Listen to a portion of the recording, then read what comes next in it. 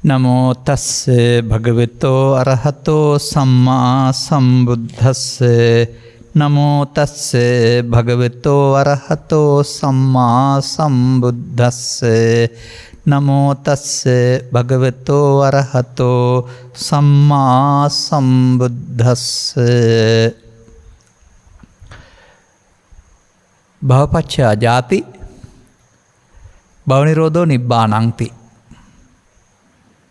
ධර්මානුශාසනාවේ සදහැවර අනුග්‍රහක දායකත්වය දරන්නා වූ බෞතුන් පින්නතුන් ප්‍රමුඛ ප්‍රඥා නාලිකාව තුළ කෙරෙන්නා වූ ධර්මදේශනාවන් ශ්‍රවණය කරමින් ධම්මස පාදා ගැනීම සඳහා වෙහෙසෙන සදහැවර පින්නතුනි. විඥානපච්චා නාම රූපං නාම රූපච්චා විඥානං යන පටිච්චසමුප්පාද ධර්ම න්‍යාය තුලින් උපතා මරණය පිළිබඳ පැහැදිලි කර දෙන්න. වෙන මට ලැබිලා තියෙන මාතෘකාව. දැන් මම මේ ප්‍රශ්නේ දැකපු දවසේ ඉඳලා දැකපු වෙලාවේ ඉඳලා කල්පනා කළේ මේක අපි පැහැදිලි කරලා දෙන්න තේරුම් ගත්ත පටිච්චසමුප්පාද ධර්ම න්‍යාය තුලින් පැහැදිලි කරන්නද? අපි පාසල් ගිහින් දහම් පාසල් ගිහින් පිරිවෙන් ගිහින් ඉගෙන ගත්ත අර පොතේ තියෙන පටිච්චසමුප්පාද පේලියෙන් පැහැදිලි කරන්නද කියලා. මට හිතෙන්නේ නම් මේ පරණ පෙළෙන් තමයි බලාපොරොත්තු වෙලා තියෙන්නේ කියලා. එයි අපි මේ පටිච්ච සමුප්පාද කියන වචනෙට ත්‍රිපිටකයෙන් අර්ථයක් හොයාගෙන ඒක ඔබ ළඟ දැන් සිදුවෙන දෙයක් වශයෙන් පැහැදිලි කරලා තියෙනවා. ඒ ධර්ම දේශනාවන්ට සවන් දුන්නේ නැද්ද? යදතීතම් පහිනන්තං කියලා වචනයක් ඔබ අහලා නැද්ද? මේ උපත කියලා ගන්නකො පසුගිය දවස්වල උපත සිදු වුණා ඔබට. දැන් ඒ ගැන හෙව්වට නැති කරන්න පුළුවන්ද? ඒක වැඩක් ඇති වැඩක්ද? කරන්න පුළුවන් දේ තමයි මේ ජීවිතයේ කෙලවරට පෘථග්ජන භාවය තුළ භවපච්චා ජාති හදා ගන්න පුළුවනි. ආර්ය භාවය තුළ භව නිරෝධෝ නිබ්බානං කර ගන්න පුළුවනි. ඒ ගැන හොයලා බැලුවොත් නරකද? ඔබටත් මම මේක කියලා දෙන්නම්. තව ටිකක් වෙලා යනකොට. නමුත් මේ පටිච්ච සමුප්පාද දහම් පෙළේ අංග 12 කියන එක ත්‍රිපිටකයේ තියෙන විදිහට වඩා අපිට උගන්වපු විදිය වෙනස්. ඒක කවුරු හරි ළමයින්ට උගන්වන්න හදපු වචනවලට සිංහල අරුත් දැක්වූ පේලියක් විතරයි.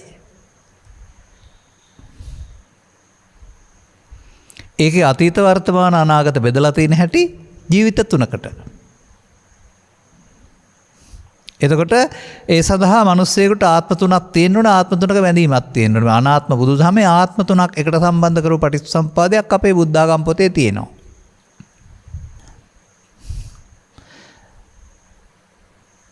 පුරා අවුරුදු 40ක් තිස්සේ මේ ගැන හොයපු මට ඔබ කියන්නේ මේ පදනමක් නැති මේ පෙළ පරම සත්‍ය වශයෙන් පිළිගන්න කියලාද?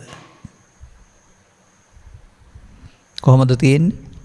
ඉස්සර ජීවිතයේ අතීතයේ ඒකේ මිනිස්සු එකතු කරන කුසල අකුසල කර්ම අවිද්‍යාපච්චා සංඛාරා. ඒ නිසා මව කුසකට එන එක සංඛාරපච්චා විඥානං. ඒ විඥානයේ මුල් කරන මව කුසේ කවයි සිතයි දෙක හැදෙන එක තමයි නාම රූපං.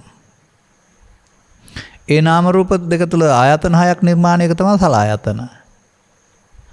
සලආයතන හදාගෙන මෙහාට ඇවිදින් ලව්වට මොහොන දෙනකොට තමයි හයට ප්‍රස්ස වෙන්නේ. ස්පර්ශ වුණාම තමයි වේදනා. මට තේරෙන්නේ නැහැ ඒක ස්පර්ශ වුණ ගමන් මොන වේදනාවක් ඇති වෙන ආකාරය. ඔය කුඩා දරුවෝ සම්බන්ධයෙන් බලන්නකෝ ඉපදුනෙන් පස්සේ බලන් ඉන්නවා උඩ. ප්‍රසාද තියෙන නිසා කණ්ණාඩි රූප වැටෙනවා වගේ. ඉතින් ඒවා අහසද පොළොවද බොනික්කෙද්ද මොනක්වත් දන්නේ නැතුව කොහොමද වේදනා?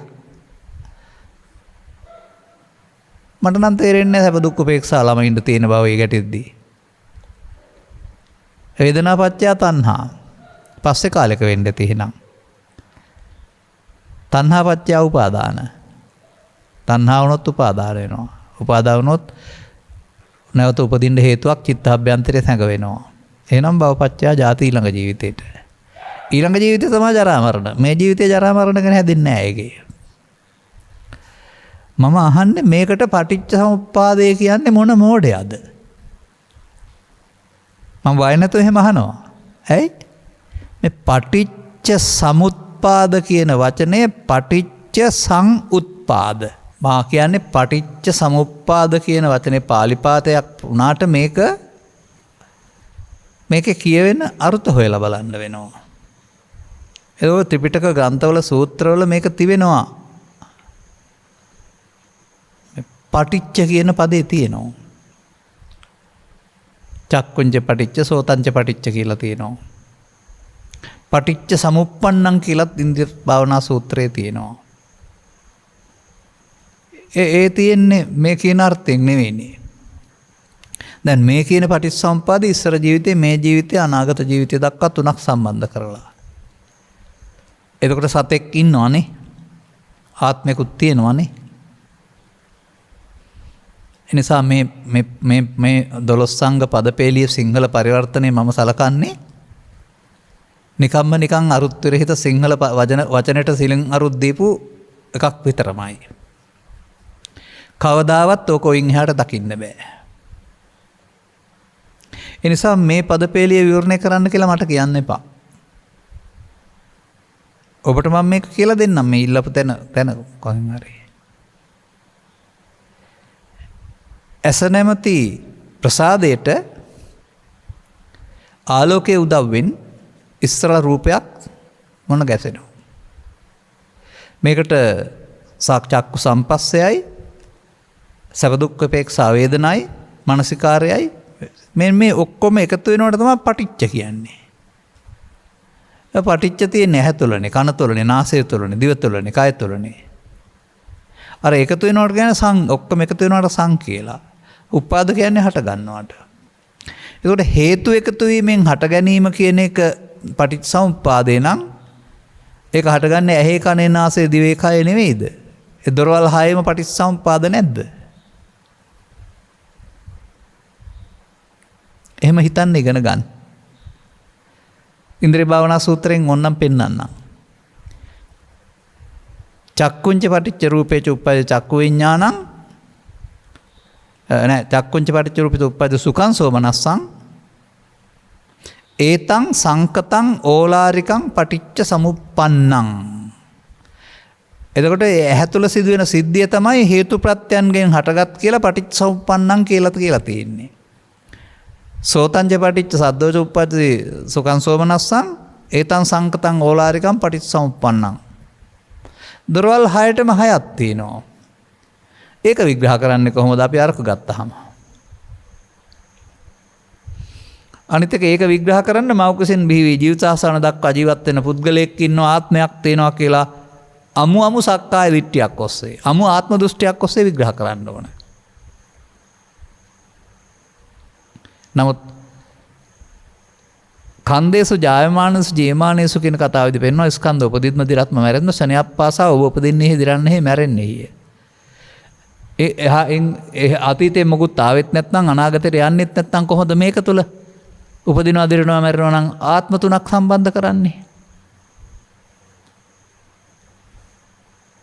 ලියන්න කියන්න පාඩම් කරන්න නම් හොඳයි ඒ ටික.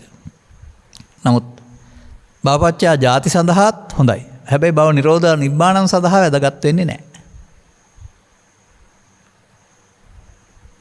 අතීතයේ ඉස්සර ජීවිතයට යන්න බැරි නිසා විද්‍යාපච්චා සංඛාරා දුරු කරන්න හම්බ වෙන්නේත් නැහැ. මොකද ඉස්සර ජීවිත එකක් අද හදන්න යන්න බෑනේ අපිට ඉස්සර ජීවිතේට.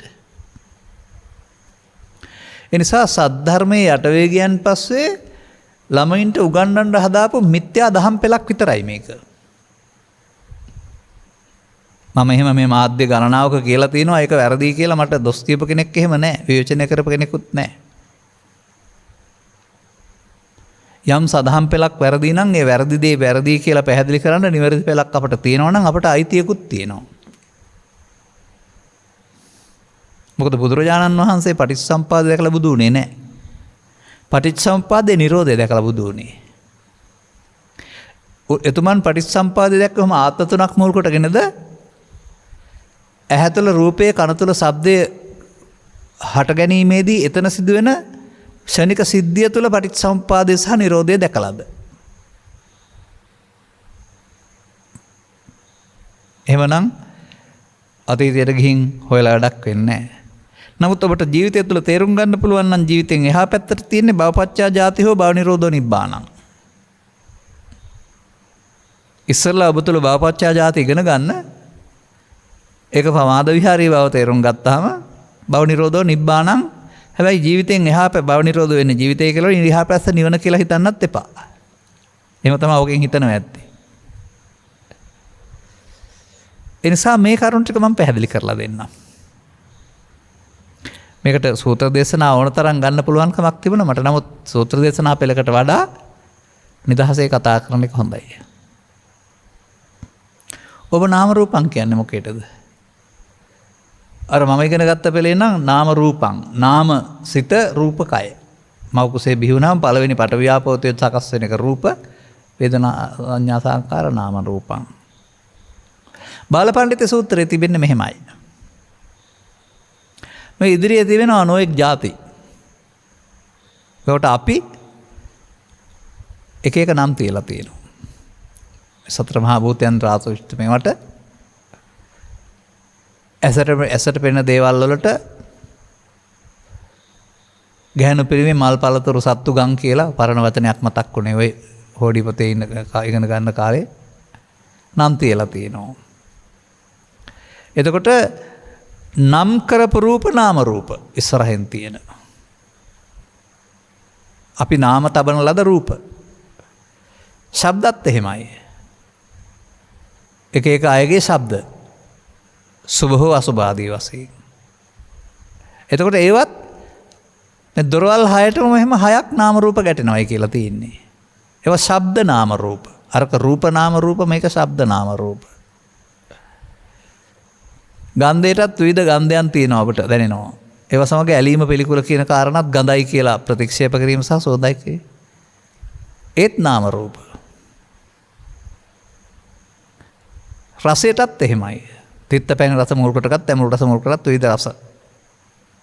ඒ ගඳ සුවඳ නැත්තම් ඇඹුල් තිත්ත කියන කාරණාව අපි නම් කරපු ඒක තමයි හයෙන්නේ. එතකොට කයට සුසිනිදු සහ රළු පරළු ගැටෙනකොට ස්පර්ශ වෙනකොට බාහිරේ තියෙන සතර මහා භූතයන්ට අදාළ දේවල් නාම රූප. පස්දොර තමයි නාම රූප තියෙන්නේ. දැන් බලන්න මෙහෙම. ඇසේ ප්‍රසාදය තිබෙනවා. ඉදිරියෙන් ඔය කියන රූපයක් නැත්තව හමු වෙනවා.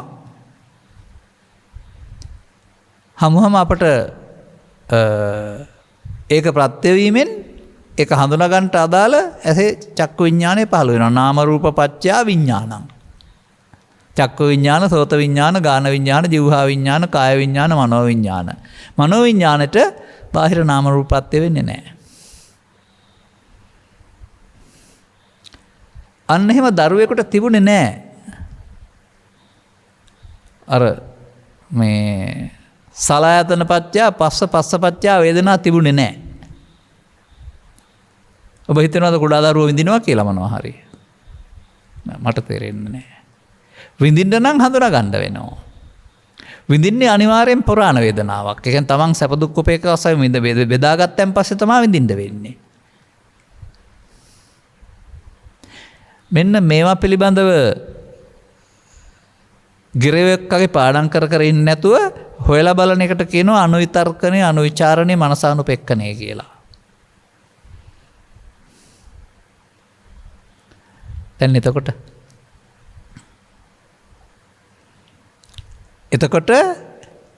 ඇසට රූපයක් හමුවීමේදී කනට ශබ්දයක් හමුවේ නාසයට ගන්ධයක් හමුවේදී සහ මනසට ධර්මයක් අරමුණක් පැමිණීමේදී ඒ ඇසේ ප්‍රසාදයේ කනේ ප්‍රසාදයේ නාසයේ ප්‍රසාදයේ ප්‍රසාද තුල ගෝචර රූප හමුවීම තුල පහළ වෙන්නා වූ චක්කු විඥාන සෝත විඥාන කියන සාවේද විඥානයන්හිදී එතන ඇතුලේ සිදුවෙන ශනික ක්‍රියාවලියක් තමයි මේ පටිච්ච සමුප්පාද කියන්නේ. කොහෙන්වත් ආවෙත් නැහැ කොහටවත් යන්නෙත් නැහැ.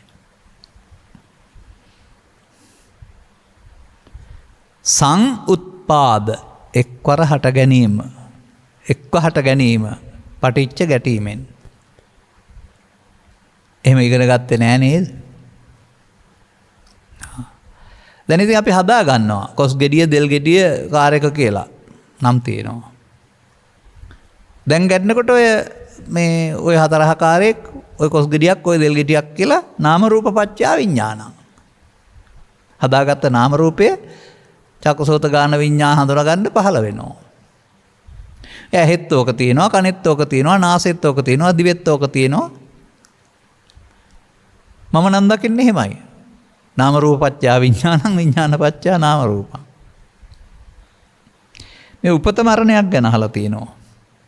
ඔය කතා කරන්නේ ජීවිතය අවසානයේ මරණය ගැනද? නැත්නම් දැන් මේ ඉපදිලා ඉන්නේ.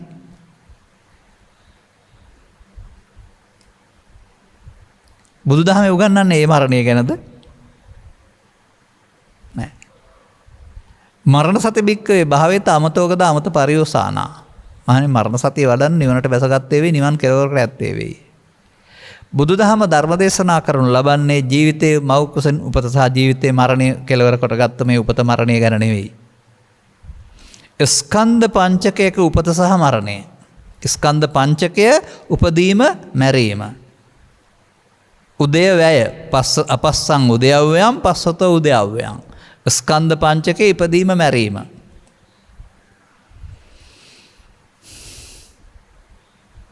ඒ උපදීමට උදය කියනවා, මෙයාමට වැය කියනවා. දකින්න නැති එකට අපස්සං කියනවා. පෘථග්ජන පුද්ගලයාට ස්කන්ධ පංචකයේ උපදීම මැරීම තියෙනවා. නමුත් ඒක අපස්සං උදයව්‍යයන්. මන්දයත් උදයව්‍ය පිළිබඳව ඥානය නෑ. යතෝ යතෝ සම්මස්සති කන්දානං උදයව්‍යයන්. යම් විටක ඔබට නුවණින් සම්මර්ෂණය කරන්න පුළුවන් ධම්මස පෑදෙයිද මේ ස්කන්ධයන්ගේ හට ගැනීම සහ ඉතුරු නැතුව වැයවීම. උදයව්‍යයන් කියන එකේ තේරුම. අන්න එකට භව නිරෝධෝ කියලා කියන මොහොතක් පාසා. එතකොට ලැබෙනවලු ලබති ප්‍රීතිපාමොජ්ජං. ප්‍රීති ප්‍රමෝදයක් ලැබෙනවලු. සංගීත ප්‍රීතිය නෙමෙයි, නැටුම් ප්‍රීතිය නෙමෙයි, බාහිරින් විඳින ප්‍රීතිය නෙමෙයි. ලෝකේ මේ ස්කන්ධ හේතු නැතුව නැතිවීම තුළ. ඒකටයි නිවන කියලා කියන්නේ කියලා ඒ ගාථාවේ තියෙන්නේ. එච්චර ළඟ නිවන තියෙන එකක් කියලා බෞද්ධයෝ කවදාවත් හිතන්නේ නැහැ. භව නිරෝධෝ ජීවිතාවසානයේ ඊට පස්සේ නිබ්බාණං කියලා තමයි අරකින් හිතන්නේ. ජීවිතය තුළ භවපච්චයා ජාති සිදු වෙන බව සහ පෘථග්ජන පුද්ගලයාට ජීවිතය තුළ භවපච්චයා ජාති සහ ජරා මරණ ස්කන්ධ පංචකෙන් පංචකයට සිදු වෙන බව සහ තේරුම් ගත්තොත් ජීවිතය තුළ භව නිරෝධෝ නිබ්බාණං ලබා ගන්න පුළුවන් බව තේරුම් ගැනීම නෙමෙයිද බුද්ධෝත්පාදයක මිනිසත් බව ලබා සදාන් හමුවීම තුළ කරන්න ඕන.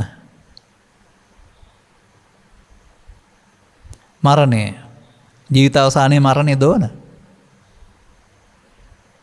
මරණය සිදු වෙන්නේ පවෙන් හරි පිනෙන් හරි ධානයෙන් හරි. ඒ අවසන් ස්කන්ධ පහ හටගෙන මෙයාම එතනදි සිදු වෙනවා අර තණ්හා උපාදාන භව කියන කාරණේ පෘථග්ජනය අතර සිදු වෙනවා. එතකොට මේ ලෝකේ ජීවත් වෙනකොට ඒ කරන කාරණානුව කල්පනා කරන නින්දට ගියාම ඒවට ගැලපෙන හීන ලෝකයක්. සතුටින්, බයෙන්, දුකෙන්, මංගල සිරියෙන්, අවමංගල දුකින් නින්දට ගියාපම ඒවම පේනවනේ. මේ හේතුන්ගේ ඵලයේ ක්‍රියාත්මක වෙන හැටි. මෙසේම ජීවිතාවසානයේදී ඔබ ආදරෙන්ද, කනගාටුවෙන්ද, දුකෙන්ද, වෛරයෙන්ද මේ යන්නේ හේතු ඵල. ඊර්ෂ්‍යාවෙන්, ක්‍රෝධයෙන්, වෛරයෙන් මිය ගොත් පාපයෙන් මරණය සිදු වුණාම මව කුසක උත්පත්ති. කායස වේදෝ පරම්මරණා දුග්ගතින් ගච්ඡති.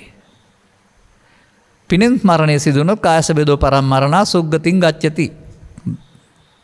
නැත්නම් මනුස්ස සෝභග්ගම්, මනුස්ස දෝගබ්බං, දෝභග්ගම් සහ දිව්‍ය සහවිතං. උපදවාගත් ලෞකික ධානයක මරණය සිදු වුණොත් බ්‍රහ්ම සහවිතං උප්පජ්ජති. එතකොට එතනින් එහාට කොහොමද ගලපන්නේ අපි? අපිට දකින්න බෑ. මරණ සතිය භාවිතා කරන්න කියලා කවදා හරි මරණ දවසක මැරෙනවා කියලා හිත හිතා හිටියට ඒ මරණ සතිය භාවිතයක්ද?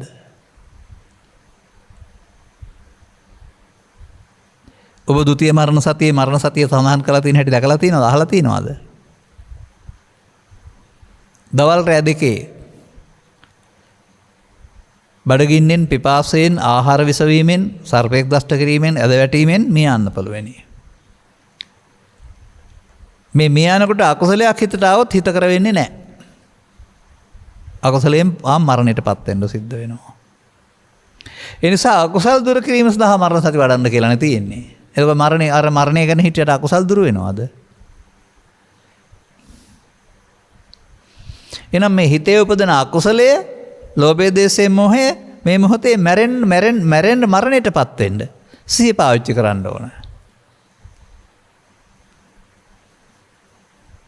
එහෙම මරණයටපත් වෙන්න සිහිය පාවිච්චි කරන්න පුළුවන් නම් භව නිරෝධය එතන සිදු වෙනවා. මරණයෙන් ජීවිතය කෙලවර නෙමෙයි මොහොතක් පාසා. නමුත් පෘථග්ජන පුද්ගලයා තුළ සිදු වෙන භව නිරෝධය නෙමෙයි භවපච්චා ජාති.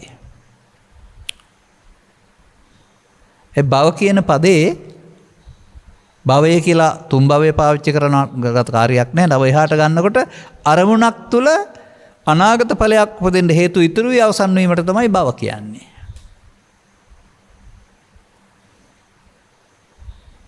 ඒ හේතු ඉතුරු නිසා තමයි බීජය ඉතුරු වුනහම පැලවෙනවා ඊළඟ කන්නට. කිකිලිය විතරයක් දැම්මම පැටවෙක් හැදෙනවා. කර්ම බීජ රැස් කිරීම භවපච්චය ජාති ජරා මරණ. කර්ම බීජ රැස් නොකිරීම භව නිරෝධෝ. එහෙනම් කොහොමද ජාති ජරා? ජීවිතාවසානයේ දකිමුද? ජීවිතය තුළ දකිමුද? ඒකයි මම මාතෘකාව යෙදුවේ භවපච්චය ජාති භව නිරෝධෝ නිබ්බාණං කියලා. එහෙම නැත්නම් මුලිනුත් ගත්ත කි මට ඕක. ඔය පේලි 12ම ඕන නැහැ. අංග 12ම ඕන නැහැ. අවිජ්ජා පත්‍ය සංඛාරා තේරුම් ගන්න අවිජ්ජා නිරෝධෝ එච්චරයි. අවිද්‍යා පත්‍ය සංඛාරා අවිද්‍යා නිරෝධෝ සංඛාර නිරෝධා. සංඛාර නිරෝධෙන් නැති දුක්ඛ සම්භව කියලා තියෙනවනේ. සංඛාර නිරෝධ කරන්න පුළුවන් නම් ඉතින් පොතේ තියෙන අවිද්‍යා පත්‍ය සංඛාරා පෙළේ වචන දෙක වෙනුවට ඔබේ ඇහැ තුළ කන තුළ නාසය තුළ දිව තුළ රස කය තුළ සිත තුළ අරමුණක් ගැනීමේදී අරමුණට මුලා වීම තුළ සිදුවෙනා වූ අවිද්‍යා පත්‍ය සංඛාරා ඉගෙන ගන්න.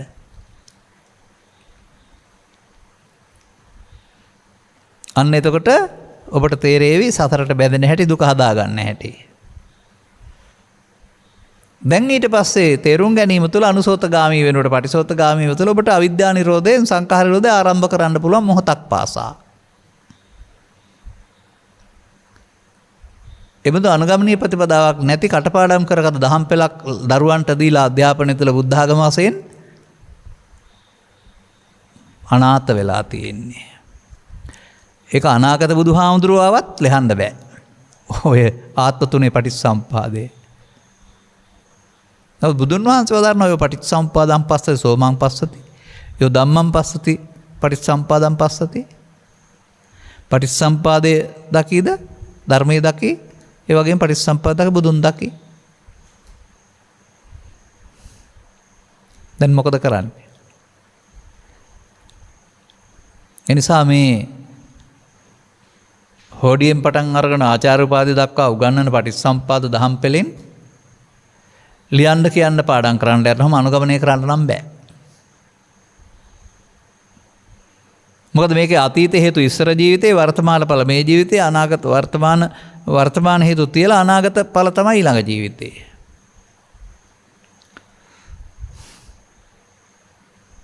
එතකොට පුද්ගලයෙක් නේද ඒක දිහා බලන්නේ. එතකොට මව කුසෙන් බිහි වූ තැන් පටන් ජීවිතාවසානයේ දක්වා ජීවත් වෙන්න ඕන පුද්ගලයෙක් ඉන්නව නේද ඒකේ? ඔය සඳහා.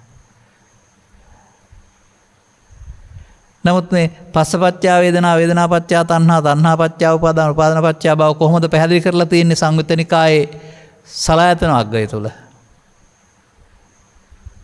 ජීවිතය තුලද ඇස තුල කන තුල නාසය තුල දිව තුල කය තුලද?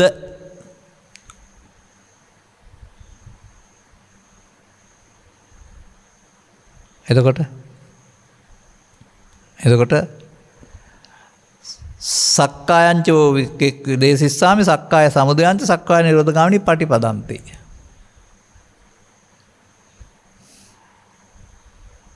අන්න එතකොට ওই වචන ටික මේ ඇහැ තුල පෙන්නනවා. කන තුල නාසය තුල වෙනම පෙන්නනවා. එතකොට ඔබට එකඟ වෙන්න සිද්ධ වෙනවා ඇහැ තුල පටිච්ච සමුප්පාදය සිදු වෙනවායි කියලා. අනුලෝම පටිච්චසමුප්පාදය. ඒ තුලින් ඔබ අනාගත භවයක් හදන්න කර්ම රැස් කරමින් ඉන්නවායි කියලා. අන්න ඒ විදිහට ඔබට ඇහැට රූපයක් හමු වෙන විට කනට ශබ්දයක් හමු වෙන විට ඔබට ලෝභයක් දේශයක් මෝහයක් උපදින විට එතන සිදුවෙන සිද්ධියටයි පටිච්ච සමුප්පාද කියලා කියන්නේ.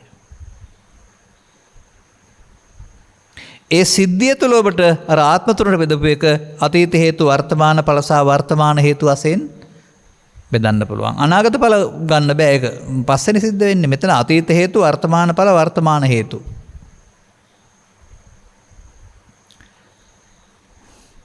බලන්න.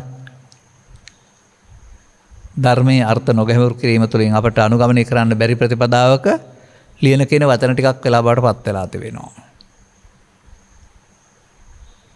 නමුත් මේවා හොයාන ගියොත් ග්‍රන්ථ පරිශීලනය කරමින් මේකේ පවතින බොරු එළි වෙනවා. මේකේ ව්‍යාජ එකක් බව එළි වෙනවා. මේ පොත විස්තර කරන්නේ 아무තු ලෝකේ තියෙන දෙයක් නෙවෙයි. ඔබේ ඇස තුල කන තුල නාසය තුල දිව තුල සිදුවෙන්නා වූ ක්‍රියාවලියක්. ඒකෙන් සසරට බැඳෙන හැටි තමයි අනුලෝම පටිච්චසම්පාදය කියලා කියන්නේ. බුදුරු පමණක් තේරුම් ගන්න කාරණාව. අන්න ඒක තේරුම් ගන්න එක තමයි පටිච්චසම්පාදය දකින්නයි කියන්නේ. දැක්කම තේරෙනවා ප්‍රමාද විහාරීත්වය සසරට බැඳෙන හැටි. දැන් එහෙනම් ඒ නිදහස් වෙන්න කරන්න ඕන දේ තේරෙනවා. මොකද පටිච්චසම්පාදය දැකලා නිරෝධය දකින්න උඩ බුදුන්ටත් එහෙමයි මටත් එහෙමයි ඔබටත් එහෙමයි. පටිච්චසම්පාද න්‍යායෙන් ආවොත්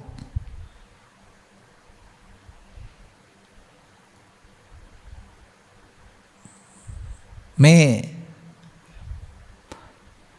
ත්‍රිවිධ අධ්‍යාපනය ඔස්සේ පාඩම් කරගත්ත මේ පෙළ හිතේ තියාගෙන මම මේක විවිධ අවස්ථාවල හිතනවා. පොත් පෙළක් දෙපැත්තෙන් තියාගෙන. මෙහෙම මහානකමේ අවුරුදු 25ක් විතර තිස්සේ හිතලා තමයි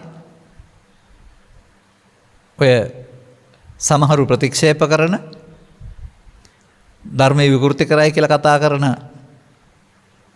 විසුද්ධි මාර්ගයෙන් ගත්ත ගාතාවක් තුළින් තමයි මේකට දොර ඇරෙන්නේ. අර ඉන්ද්‍රිය භාවනා සූත්‍රයේ පටිච්චසමුප්පන්නං කියන වචනෙන් තමයි මේක එහෙනම් මේ ඇහැ තුළ සිදුවෙන දෙයක් කියන ඉඟිය මතුවෙන්නේ.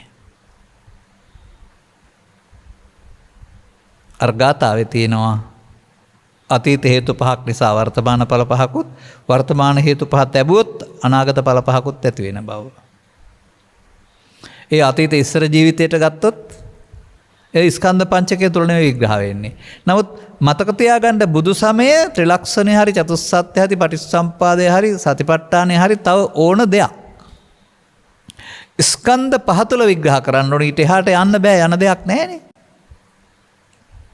අප්‍රමාදය හරි සප්ත විසුද්ධිය හරි කර්මක්ෂය කිරීමේ කර්මය හරි ස්කන්ධ පහ තුල විග්‍රහ කරනකොට ස්කන්ධ පහ තුලම අතීතයේ තියෙන්නත් ඕන වර්තමානයේ තියන්නත් ඕන වර්තමාන හේතු තියෙන්නත් ඕන.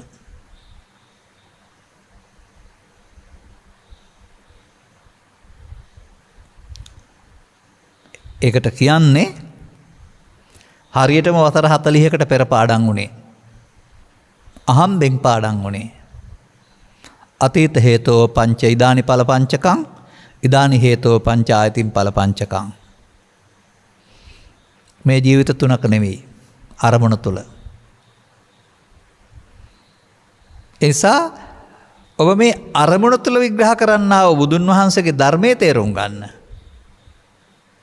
ප්‍රමාද විහාරීත්වයේ අරමුණ තුල නැත්නම් ස්කන්ධ පංචකය තුල අප්‍රමාද වීම ආරම්භ කරන්නත් ඕන ස්කන්ධ පංචකයෙන් තුල.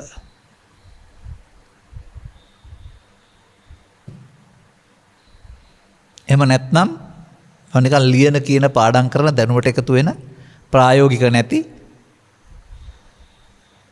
සැනසීමට හේතු වෙන්නේ නැති දෙයක් බවට පත් වෙනවා. එහෙනම් අපට මරණයද දැනගන්න ඕන, මරණය නිදහස් වීම දැනගන්න ඕන. භවපච්චා ජාති තමයි ජරා මරණ මරණය සිදු වුනේ. ජාති සිදු වෙනවා භව නිසා. එහෙනම් ඊට එහා පැත්තේ ජරා මරණේ මෙතන මරණයක් සිදු වෙනවනේ. ස්කන්ධ පහෙන් පහටකින් ජීවිත අවසානයේදී.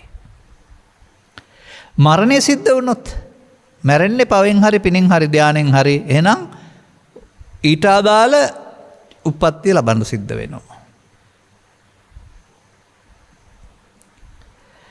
එදාට භව නිරෝධ කරන්න බෑ. දැන් පටන් අරන් භව නිරෝධ කරගෙන ගියොත් මොහොතක් පාසා භව නිරෝධයෙන් නිබ්බාණය හම්බ වෙනවා කියලා දැනගත්තොත් අරමුණක් පාසා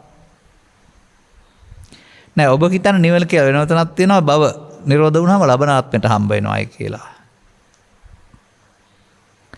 ඇස තුල, කන තුල, නාසය තුල, දිව තුල ඊට එන්නා වූ අරමුණ තුල මේ භව ගාමිත්වය සහ භව නිරෝධය තේරුම් ගන්න පුළුවන් නම් ඔබට භව ගාමිත්වය සසර ඇවිදින හැටි, භව නිරෝධය සසර ගමන කෙලවර කරන හැටි.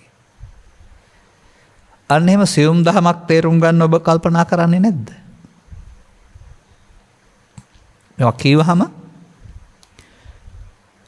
ධර්මදේශනා 2ක් 3ක් 4ක් 5ක් තිස්සේ ගිහින් අනේ අපට තේරෙන්නේ නැහැ කියලා අතහරින්න බොහොම ඉක්මනට මායාවව පොළඹවනවා. ඇතැම් අය මට කිව්වේ අනිත් අය අතෑරපු නිසාම මම ඇහුවයි කියලා. දැන් නම් තේරෙනවා 30ක් 40ක් 50ක් අහනකොට. නිසා මේක කටපාඩම් කරන්න දඟලන්න එපා. මේක ඔබේ ඇස තුල, කන තුල, නාසය තුල සිදුවෙනවද කියලා යොදලා බලන්න. ඒකට තමයි අර මනසානුපෙක්ඛණය කියලා කියන්නේ. මේ පෙළ මේ කතා කරන පෙළ ඔය 12 පෙළ නෙමෙයි. ඒක 3කට බෙදපු පෙළ. 12 පෙළ ඉතින් හිතයත් බෙදලා නැහැ. ජීවිත 3කටනේ බෙදලා තියෙන්නේ. නමුත් පටිච්චසමුප්පාද දේශනාවේදී අංග 12ක් හෝ 16ක් ඔස්සේ පෙන්නනවා එක දෙයක් දැනගත්තාම නිරෝධය කරන්න පුළුවන් කියලා. ඒ හැම එකක් තුළම දහම් පෙළක් තියෙනවා. භවපච්චයා ජාති, භව නිරෝධෝ නිබ්බාණං වගේ. උපාදානයෙන් භව හැදේ, උපාදාන නැත්තම් භව නැහැ. තණ්හාවෙන් උපාදානය, තණ්හා නැත්තම් උපාදාන. ඔය හැම එකක්ම ආපහු පෙන්නනවනේ දෙකක් තුල කරන්න පුළුවන් කියලා. ඒ බඳු ක්‍රමයක් වේද කියලා.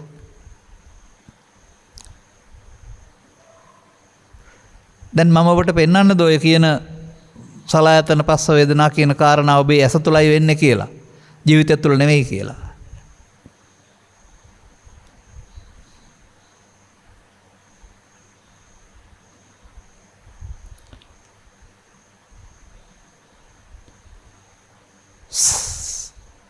සලආයතන පත්‍යා පස්ස එකවර නෙමෙයිනේ. ආයතනෙන් ඕන එකකට ස්පර්ශ වෙනවා අරමුණු. චක්කුංච පටිච්ච රූපේච, සෝතංච පටිච්ච සද්දෝච, ගානංච පටිච්ච ගන්ධෝච පටිච්ච වීමෙන්.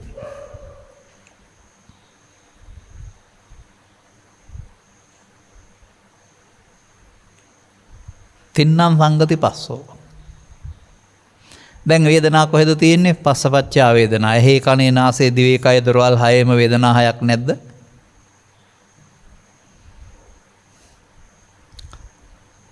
ඒ වේදනාව දැන් එකක්ද පරණ එකක්ද?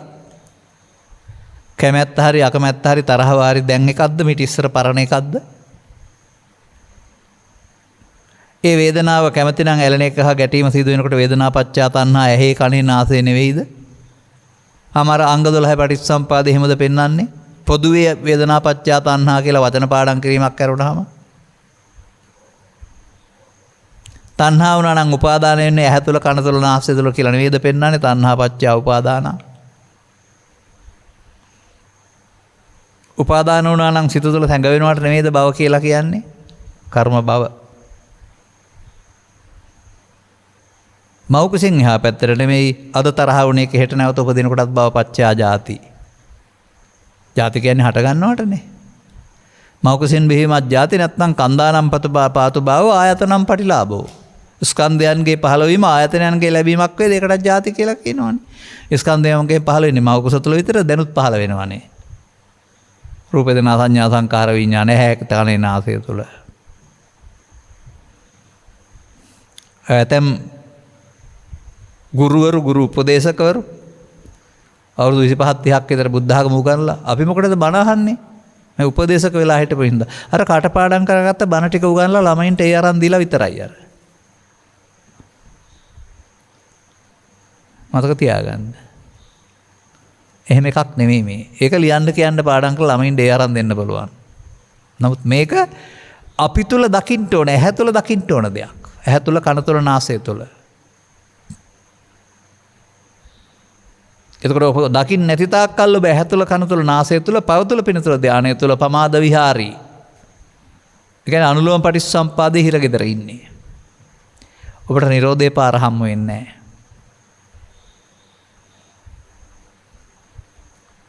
අන්න එහෙම ලස්සන පෙලක් මේක. තේරුම් ගත්තාම ගැඹුරු නෑ. තේරුම් ගත්තාම ඒක දැන් අනුගමනය කරන්න ඕනේ. අර ඉස්සර ජීවිතයෙන් මෙහාට ආපු එක ගන්නේ මරණය ගැන හරි කතා කරන්නේ දැන්. දැන් උපත දැන් මරණය.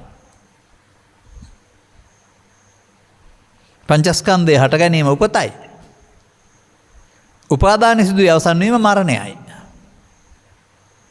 පංචස්කන්ධය හට ගැනීම උපතයි.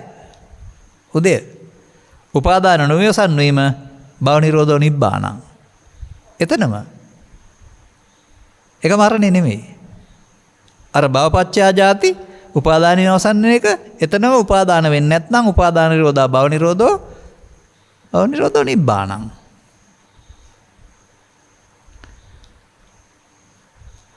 ඔබට මේ පෙළට එන්න කොතරම් කාලයක් ඇයිද මම දන්නේ නැහැ. අපට තරම් කල් යන්නේ නැහැ. ඇයි? අපට මේ පිළිබඳව හාංකවිසයක්වත් කියලා දෙන්න කවුරුත් හිටියේ නැහැ. තනියෙන්ම කල්පනා කරලා ගලප ගන්නවා ඇරුණාම.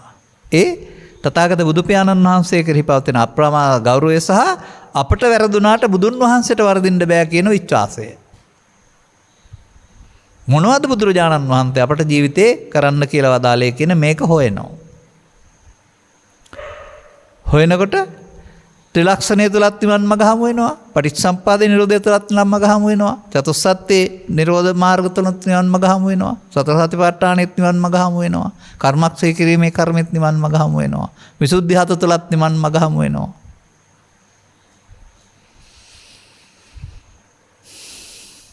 ඒකනේ වට බුදු සමයේ ගැඹුරු ඉගැන්වීම් කියලා වචන පෙළ විතරක් උගන්ලා තියෙන්නේ. වචන පෙළේ ක්‍රියාකාරීත්වය ඔබ තුළට යොදා ගන්න. මේ කතා කරලා තියන්නේ මේක නිසා ඉන් එහාට යන්නේ නෑ මම. එහෙනම් මේක සියුම් ධර්මතාවයක්. කිසිවිටකත් ඇසට පේන්නේ නැති සිත තුළ සිදුවෙන. ඇසෙන් කනෙන් නාසයෙන් දිවෙන් කයෙන් පහළ වෙන සිත තුළ සිදුවෙන්නා වූ සියුම් ධර්මතාවයක්. ඒක දකින්න එක පටිච්චසමුප්පාදය දැකීමයි. මෙහෙම එකක් වෙනව නේද කියලා. ඒකේ නිදන එක නිරෝධය දැකීමයි.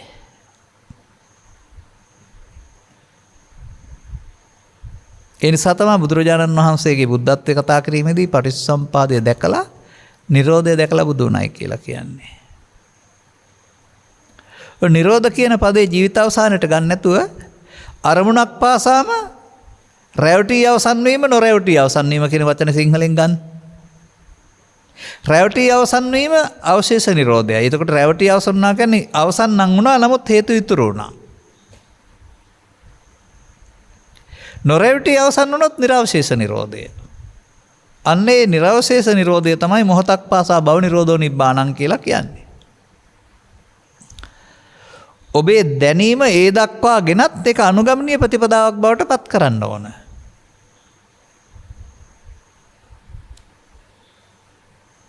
සමහරු කම්මැලි. මමත් කම්මැලි අවුරුදු 15 20 25. ඒ කියන්නේ ওই වැඩේට කම්මැලි. මන්දයත් S2 පියාගත්තාම හදාගත්ත ලෝකයක් හිතට එනවා ඒක බරයි. ඉසිකැක්කුම හැදෙනවා කඳුළු වෙනවා අතාරිනවා මොන භාවනාවද අතාරින්න හිතෙනවා. හැබැයි ඒ බර ලෝකෙ නෙමෙයි තමන් හිතේ හදාගත්ත කාරණාවල.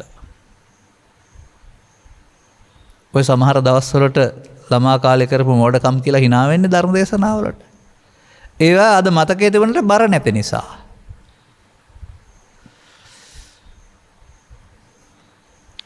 අන්න ඒ වගේ මේ සිතෙහි බර මොහොතක් පාසා වැඩි දියුණු කර ගැනීම පෘථග්ජනයන්ගේ මාර්ගයයි. සිතට පටවන බර වැඩි කරගන්නවා. බර වැඩි වෙන්න ඉතින් යන්න බෑනේ බරයිනේ. සසර බර. මම ඔළුවේ නෙමෙයි තියෙන්නේ සිතේ. මෙන්න මේ බර ටික බහා තබන විදිහ තමයි තථාගතයන් වහන්සේ පටිච්චසමුප්පාදේ නිරෝධයෙන් පෙන්වන්නේ. බර පටවන හැටි තමයි පටිච්චසමුපාදේ අනුලෝමයෙන් පෙන්වන්නේ. භවපච්චයා ජාති කියන එකෙන් පෙන්වන්නේ. ඒ නිසා ඉස්කෝලෙන් උගන්වපු පෙළ 12 පාඩම් කරගෙන මමත් පටිච්චසමුපාදේ දන්නවායි කියලා අවිද්‍යාපච්චයා සංඛාරා සංඛාරපච්චයා විඥානං කියලා මුල ඉඳලා අගට කියන්නත් අවිද්‍යා නිරෝධයෙන් සංඛාර නිරෝධය කියන නිරෝධය කියන්නත් ගත්තාම අනුලෝම පටිච්චසමුපාදේ දන්නවා කියලා හිතන්න එහෙම එපා. ඒ ගිරවේකට පාඩම් කරපු වචන ටිකක් විතරයි. ඒ සිද්ධිය ඇහි කනේ නාසයේ සිදුවෙන හැටි ඉගෙන ගන්න. අන්න එතකොට ඔබ ප්‍රමාද විහාරියෙක් වෙලා සසරට බැඳෙන හැටි ඉගෙන ගන්න පුළුවන්. ඒ කියන්නේ ඔබට භවපච්චය ජාති තේරෙනවා. එහෙනම් ඒ තුල ඔබට පවෙන් ජාති තේරෙයි, පිනෙන් ජාති තේරෙයි, ධානයෙන් ජාති තේරෙයි. උපතනේ අහලා තියෙන්නේ. මැරෙන්නේ කවුද? මම කියවලා නැහැ බුදුරජාණන් වහන්සේ මැරුණා කියලා කොතනකවත්. රහතන් වහන්සේලා මැරුණා කියලාත් නැහැ. අහලත් නැහැ. නමුත් පව් කරන අය මැරෙනවා, පින් කරන අය මැරෙනවා, ලෞකික ධානවලත් මැරෙනවා. මෙහෙන් චුත වෙලා ගියා. පව් කරන අය අපායට ගියා, පින් කරන අය දිව්‍ය ලෝකෙට ගියා, ධාන වඩපු අය කාලක්‍රියා කළා. ඒ කියන්නේ මැරෙනවානේ, බඹලෝ ගියා. අපාය අයත් මැරෙනවා, දිව්‍ය ලෝකයත් මැරෙනවා, බඹලෝ අයත් මැරෙනවා. ඒ මොකක් නිසාද? ජාතිපච්චා ජරා මරණනේ. ඒ ඕන තැනක අපිට විතරක් එක නෙමෙයි පෙන්වන්නේ. අර අයගේ ඝනකයක් නැති නිසා ජාති තිබුණා ජරා මරණ නැහැ දෙවියන්ට සහ මනුස්සයින්ට. නමුත් මුලාව දුර වෙලා නැති නිසා ආපහු මෙහාට ආපුවම ආයෙත් මව් කුසක නැත්තම් සත්වනිකාක ජාතිපච්චා ජරා මරණ පස්සේ එනවා ආයෙත්.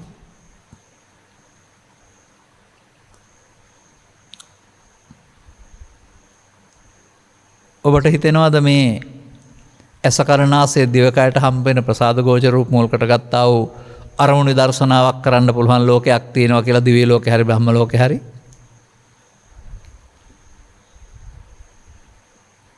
අපට තමයි මේ පහසුකම් දීලා තියෙන්නේ. කායක් සදලා දීලා ඒකට දොරවල් 6ක් දීලා දොරවල් 6ට සකස් කරලා දීලා ඒකට ගැටෙන්නා වූ අටලෝ දහමක් දීලා ඒවත් එක ඇලෙන ගැටෙන එක දුකයි කියලා පෙන්නලා ලෝක ධම්ම සූත්‍රයේ ඒවා තිබුණාට ලෝකේ දුක නැහැ හිත හදාගත්තාම කියලා පෙන්නලා තියෙන්නේ ඔන්න නිදහස් වෙන පාර. මගේ ධර්ම දේශනාවක තියෙන උදාහරණයක්. මේක සම්බන්ධ කරලා තියෙන්නේ මම මේ ඇතාට නැත්නම් අලියට. ඒ සම්බන්ධ කරලා තියෙන උපමාවකට. ඇතා නැත්නම් අලියාගේ තරම දන්නේ නැහැ. කොහොමද මම මේක ගලපන්නේ? අලියා, ඇත්ගොව්වා, හෙන්ඩුව, කෝටුව. දැන් බලමු අපි. ඇතාගෙන් 100න් එකක් තරම් පුංචි ඇත්ගොව්වා. හෙන්ඩුව 1000න් එකක් තරම් පුංචි. කෝටුව 10000න් එකක් තරම් පුංචි. එතකොට මේ මගේ මන්තරන් ලොකු නෑ මේවා හරි පුංචි කියලා දැනගත්තොත් එහෙම කෝටුවත් කරලා විසික් කරලා හෙන්ඩුවත් විසික් කරලා ඇත්ගොව්වත් අල්ලලා විසික් කරලා කැලේට යනවා. ඇයි? ප්‍රබලයෙක් බව දන්න නිසා. අනේ ඉතින් ඔය කෝටුවට බය වෙලා ඔය හෙන්ඩුවට බය වෙලා මොන තරම් බර අදිනවද? ඔහුගේ ශරීර ශක්තිය තිබුණාට ඔහුගේ ඇඟේ ලොකු අනිකට සාපේක්ෂව දන්නේ නැහැ. ඒ නිසා ඔහුට මහ විශාල බර අදින්න වෙලා තියෙනවා බය කෝටුවට බය. මම දැකලා තියෙනවා කෝටුව ගහන්න හදනකොට කකුල උස්සන හැටි කනට ගහන්න හදනකොට හෙන්ඩුවෙන් අනින්න හදනකොට. මොකටද මම මේ කිව්වේ? මේ මගුල් සක්වල තුළ බුද්ධෝත්පාදයේ කුදන මිනිසාගේ තරම මිනිසා දන්නේ නැහැ. පවුම කරලා පින්ම කරලා සසරම හදන්න බලනවා. ඕකෙන් මිදෙන්න මිනිසාට පුළුවන් කියන එක තේරුම් ගන්නේ නැහැ. සතර ගමනෙන් මිදෙන්නට තරම් හැකියාවක් බුද්ධියක් මොලයක් ඒ සඳහා භාවිතා කළ හැකි කයක් අරන් ඇවිදින් ඉන්න බව දන්නේ නැහැ.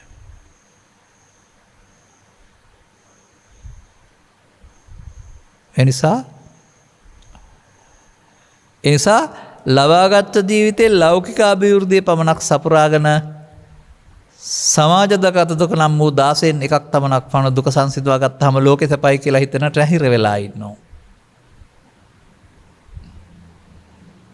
මේ චිත්තසංතානයේ ලෝභයෙන් ද්වේෂයෙන් මොහෙන් අපිරිසුදු කර ගැනීම තුළ ලෝකේ තියෙන සියලුම කාරණා නිසා තමන්ට දුක් විඳින්න වෙන බව තමන් දන්නේ නැහැ. චිත්තසංතානයේ පටිච්චසමුපාදයෙන් හෝ අනිත්‍යදුක්ඛානාත්ම වශයෙන් දැකීම තුළ පිරිසුදු කරගත්තොත් ලෝකේ තියෙන එකම කාරණයක් නිසාවත් තමන්ට දුකක් එන්නේ නැතුව නිවිලා සැනසෙලා ඉන්න පුළුවන් බව බුදුරජාණන් වහන්සේගේ සොයා ගැනීමක්.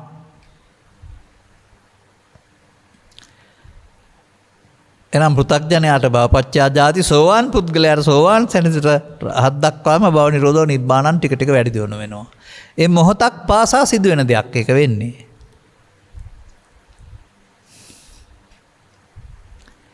ඉතින් මේක ආයෙත් අවසන් වශයෙන් මම ඔබට පෙන්වන්නම් ඇහැ තුල හරි කන තුල හරි. දොරවල් හයම බලා ගන්න.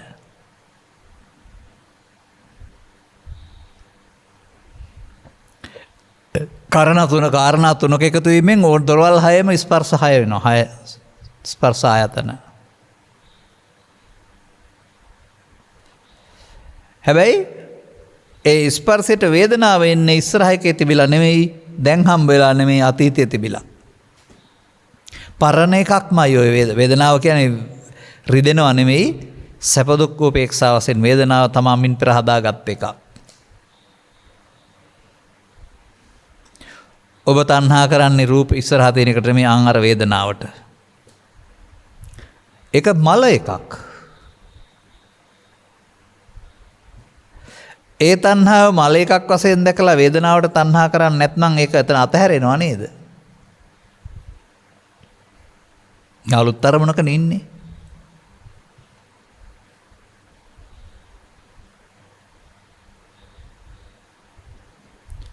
එහෙනම් වේදනාවට තණ්හා කිරීම තස්සායව තණ්හාය. ශේෂ වෙන්න දෙන්නේ නැතුව ඒක අපට අතහැරලා දාන්න පුළුවන් නම්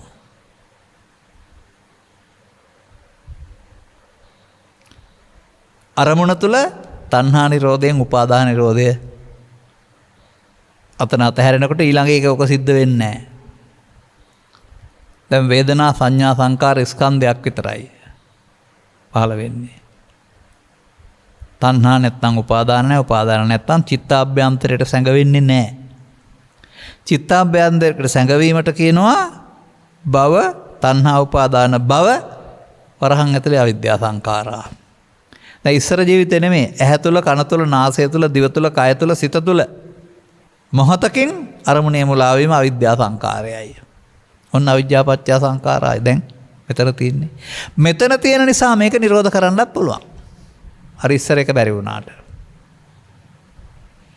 තණ්හා උපාදාන වුණොත් අවිද්‍යාව නැහැ.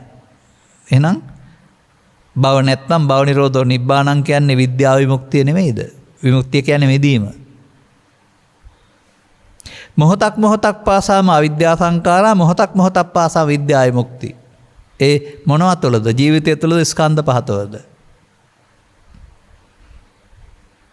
දැන් අන්න අර අරමුණු අනාගත ඵලයක් උපදින්න පව් හේතු පින් හේතු ඉතුරු නොවෙන්න අවසන් කරන එකට කියනවා භව නිරෝධෝ නිබ්බාණං. නිර්වශේෂ නිරෝධය. මරණය ජය ගන්න ඒක නේද දැනගන්න. මැරෙන හැටි දැනගත්තට හෝ උපදින හැටි දැනගත්තට වැඩේ වෙන්නේ නැහැ. මරණය ජය ගන්න මරණයට හේතු නොතිය අවසන් කරන්න ඕන. මේ පිළිබඳව කරුණු පැහැදිලි කරපු ධර්ම දේශනා 4ක් 5ක් 6ක් ඇති.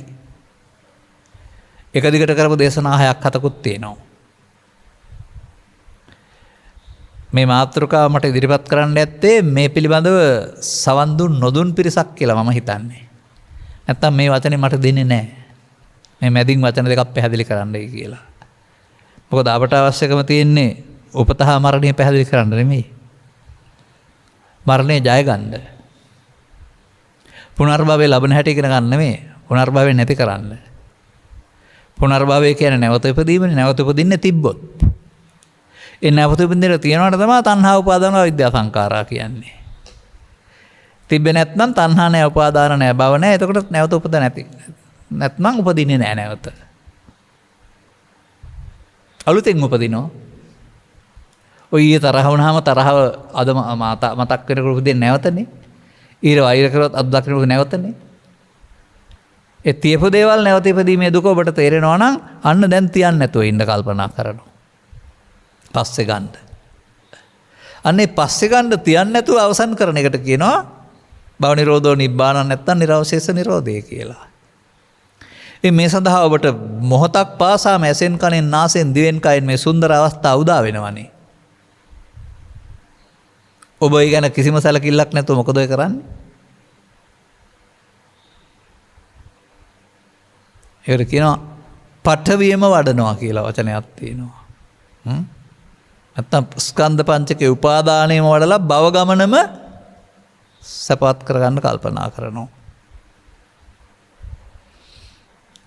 එබැවින් මේ පිළිබඳව අදාළ වචන තේරුම් අරගෙන ඒවා හදාරා ඇසට කනට නාසයට යොදාගෙන සම්බන්ධ කර බැලීම තුළින් ප්‍රමාද විහාරිත්වය තේරුම් අරගෙන එයින් මිදෙන්න අවශ්‍ය ක්‍රියාමාර්ගයේ තේරුම් අරගෙන අනුගමනය කිරීම තුළින් භවපච්චයා ජාති වෙනට භව නිරෝධ නිබ්බාණං හොයාගන්නට ඔබට මෙම කරුණු පැහැදිලි කිරීම හේතු වාසනාව වේවායි කියන ප්‍රාර්ථනා කරමින් අපි ධර්මානුශාසනාව මෙසේ හමාර කරනු ලබනවා. අලුබව මුල්ලේ මහබෙල්ලන 79 සී නිවසේ පදිංචි 2021 ඔක්තෝබර් මාස 23 වන දිනට 80 වන බිය සපුරන සම්පූර්ණයම නිමිත්තෙන් KDN පෙරේරා විශ්‍රාමලත් විදුහල්පති නියගේ දායකත්වයෙන් සිදු කරනු ලබන මෙම උතුම් ධර්ම දානය ලෝකවාසී සියලු දෙනාටම චතුරාර්ය සත්‍ය ධර්මය අවබෝධ පිණිසම හේතු වාසනා වේවා, හේතු වේවා, වාසනා වේවා. සිය පවුලේ මියගිය KD ජේමිස් පෙරේරා පියාණන්, MA පොඩිනෝනා මෑණියන් ඇතුළු වින්සන්ට්, ගුණේරිස්, රිචඩ්, නිහාල් යන සොයුරන්ටත්, තිවංක ඉලේපෙරම පුතණුවන්ටත්, IKP විජේවර්ධන ස්වාමිපුරුෂයාගේ මෑණියන්, පියාණන් ඇතුළු සහෝදර සහෝදරයන්ටත්, දෙපාර්ශ්වයේ මියගිය ගුරු දෙවිවරු ඥාති වර්ගයාටත් මෙම උතුම් ධර්ම දානමේ පුණ්‍ය ශක්තිය බලයෙන් පින්ගත හැකි ස්ථානවල වෙසෙත්තම් පින්ගෙන සැපවත් භාවයට පත් වී සසර ගමන කෙලවර කර උතුම් නිවන් සුව ලබනතෙත්වා. සැපවත් භාවයට පත් වුණාට සසර ගමන කෙලවර වෙන්නේ නැහැ. එතනින් මෙහාට ඇවිදින් ආපහු ස්කන්ධ පංචකේ ඉපදීම මැරීම තේරුම් අරගෙන නිරෝධය දැකලාම කෙලවර කරන්න වෙනවා. වෙන තැනක් කොහෙ නැහැ. පරදත්ත උපජීවීන් පින් අනුමෝදන් වෙන්නේ උන්ට එයාට එතනින් ජීවිතය සැපවත් වෙනවා විතරයි ආපහු මෙහාට එන්න ඕන. එහෙම ලේසි පාරවල් නැහැ බුදු සමයේ. සුජීවත්ව සිටින IKP විජේවර්ධන ස්වාමිපුරුෂයා, වසන්ත ඉලේපෙරම දියණිය, චන්දිමා සාන්ත පුතණුවන්, අනුරුද්ධ සිරිවර්ධන බෑණනුවන්, ලසිත් යෙත්මිනි ගයන්තා යන මුරුමුණු බිරිවියන්ගේද, ලියුනිස්, ලිලියන්, ලයනල්, අනුලා යන සොහොයුරුයන්ගේද, දෙපාර්ශ්වයේම සුජීවත්ව සිටින සියලුම ඥාතීන්ගේද, එස් මහින්ද මාහිමි ජ්‍යෙෂ්ඨ පුරවැසියන්ගේ ජ්‍යෙෂ්ඨ මහිමි සංවිධානයේ වෙන්න ඇති ජ්‍යෙෂ්ඨ පුරවැසියන්ගේද, මහබෙල්ලන මහවත්ත සනස් සමිතියේ කාර්ය මණ්ඩලය ඇතුළු සියලුම සමාජික සාමාකයන්ගේද දිව්‍ය ගමන සාර්ථක වෙත්වා. නිදුක් වෙත්වා, නිරෝගී වෙත්වා, චිරජීවනයත් වේවා, සදහම් ඇසීම තුළින් ධර්ම මාර්ගය සම්පූර්ණ කරගනිත්වා, චතුරාර්ය සත්‍ය අවබෝධ වී උතුම් නිවනින් සැනසෙත්වා. මුණුබිරිමිරියන්ගේ අධ්‍යාපන කටයුතු සර්වපකාරයෙන් සාර්ථක වේවා. ලෝකයට වැඩ ඇති ගුණ නුවණින් යුතු පරිපූර්ණ දරුවෝ වෙත්වා. කොරෝනා වෙසනින් පීඩාවට පත් වී සිටින සියල්ලෝම කායික සුවයෙන් සුවපත් වෙත්වා මානසික සුවයෙන් සුවපත් වෙත්වා. රට දැය සුරකින ජනපති අගමැති ඇතුළු විවිධ ක්ෂේත්‍රවල නියැලී කටයුතු කරන සියල්ලන්ටම නිදුක් නිරෝගී චිරජීවනය සැලසේවා. ධර්ම මාර්ගය තුළින් ගුණනුවණින් පිරිසු චිරවත් සමාජයක් නිර්මාණය කිරීමේ උතුම් පරමාර්ථයෙන් සදහම් දේශනා කරන ගෞරවනීය දේශකයන් වහන්සේ ඇතුළු සියලු මහා සංඝරත්නයටත් මහා බෙල්ලන ශ්‍රී සුධර්මාරාම විහාරාධිපති පූජ්‍යපාද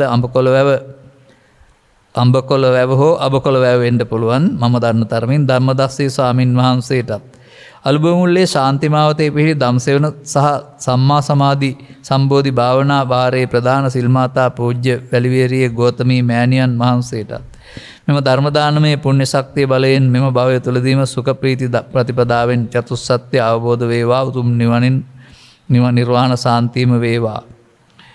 සියලු දෙවියෝ මේ පින් අනුමෝදන් වෙත්වා යසයිසුරින් පෙඩෙත්වා ලොවත් සසුනත් ආරක්ෂා කරත්වා. මම නම් බුදු සසුන ආරක්ෂා කරන්න දෙවියන්ට බාර දෙන කෙනෙක් නෙමේ. භික්ෂු භික්ෂුණී උපාසක උපාසිකා සිව්බාන ප්‍රේස බාරකාරය අතහැරවපුවම තමයි දෙවියන්ට බාර දෙන්න වෙලා තින්නේ. අපිටයි මේ බාරේ තියෙන්නේ. ධර්මදේශනා ධර්ම දානය සඳහා දායකත්වයේ දරූ කේඩීඑන් පෙරරා මහත්මයට මෙම භවය තුලදීම චතුස්සත්‍ය අවබෝධය වීමෙන් නිවන් සුවයම අත්පත් කර ගැනීමට මේ පුණ්‍ය ධර්මයේ හේතු වාසනාව වේවා. සියල්ලන්ටම ත්‍රිවිධ රත්නයේ සරණ ලැබේවා. මගේ ජීවිතය තුළ කියවන ලද දිගම පත්‍රිකාව වෙන්න ඇති. අනේ මේ විනාඩි 5ත් මට බණ ටිකක් කියන්න දුන්න නම් කියලා තමයි මට කියන්න තියෙන්නේ. ත්‍රිවිධ රත්නයේ ආශිර්වාදයේ ත්‍රිවිධ රත්නයේ සරණ සෝවාන් වලින් එහාට ලැබෙන්නේ. ඊට මෙහා පැත්තේ කාටවත් නැහැ. හොඳට ඒක මතක තියාගන්න. ඔය කියා හිටියට. එබැවින් ඔබ හැම දෙනාගේ අදහස් සඵල වේවා කියලා මාත් ප්‍රාර්ථනා කරනවා. සබ්බිහිතෝ වජ්ජන්තු සබ්බ රෝගෝ විනස්සතු මාතේ බවත් අන්තරායෝ සුඛී දීඝායුකෝ භව. හැම දිනාටම මාර්ගඵලලාභීත්වයේ තෙරුවන් සරණ ලැබේවා. දේශක්ඛයෝ